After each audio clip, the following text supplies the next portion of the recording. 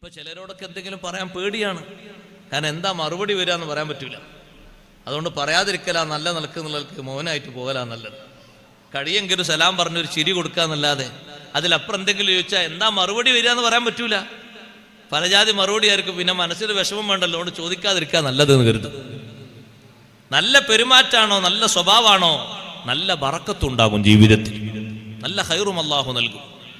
പെരുമാറ്റം തന്നെ മോശമായതുകൊണ്ട് ഒന്ന് ഇറങ്ങിയിട്ടൊന്ന് വെള്ളം കുടിക്കാൻ വേണ്ടി ഒന്ന് വാഹനത്തിൽ നിന്നൊന്ന് ഇറങ്ങൂ എന്ന് ഇബ്രാഹിം നബി അലൈഹി സ്വലാമിനെ നോക്കിയിട്ട് ഒരു വാക്കെങ്കിലും ആ പെൺകുട്ടി ഒന്ന് പറയുകയാണെങ്കിൽ എന്തൊരു ഐശ്വര്യം ഉണ്ടാകും. ജീവിതത്തെപ്പറ്റി ചോദിച്ചപ്പോൾ പ്രയാസങ്ങളും പ്രശ്നങ്ങളൊക്കെ ജീവിതത്തിൽ സ്വാഭാവികമായിട്ടുണ്ടാകൂലേ. പക്ഷെ സന്തോഷങ്ങളല്ലേ മുന്നോട്ട് പറയേണ്ടത്. ഇടങ്ങേറാണ് ആദ്യം പറഞ്ഞത്. ആദ്യം തന്നെ പറഞ്ഞ ഇടങ്ങേറാണ്. എപ്പോഴും ബുദ്ധിമുട്ടാണ്. ചിലപ്പോഴൊക്കെ ഭക്ഷണം ഉണ്ടെങ്കിൽ ഉണ്ടായി, ചിലപ്പോൾ അങ്ങനൊക്കെ വരൂലേ. ബുദ്ധിമുട്ട് തന്നെ ബുദ്ധിമുട്ട്, ഇടങ്ങേറ് തന്നെ ഇടങ്ങേറ്. ഭക്ഷണത്തിന് വേണ്ടി പോയതാണ് മൂപ്പര്. കിട്ടിയെങ്കിൽ കിട്ടി, ഇല്ലെങ്കിൽ ഇല്ല.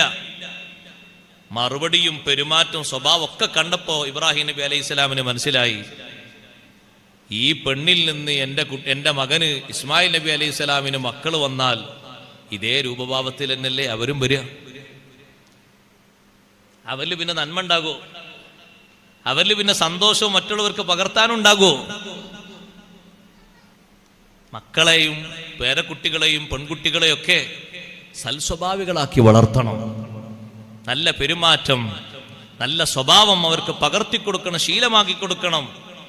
എന്തെങ്കിലുമൊക്കെ മറുപടി പറ്റാത്തത് വന്നാൽ സാരമില്ലെന്ന് വെക്കുന്നതിന് പകരം വരാതിരിക്കാനുള്ള നല്ല ഉപദേശം കൊടുത്ത് മാറ്റണം. പിന്നെയും പിന്നെയും അത് വരുമ്പോൾ വീണ്ടും വീണ്ടും നമ്മൾ കരുതലോടെ നിയന്ത്രിക്കണം.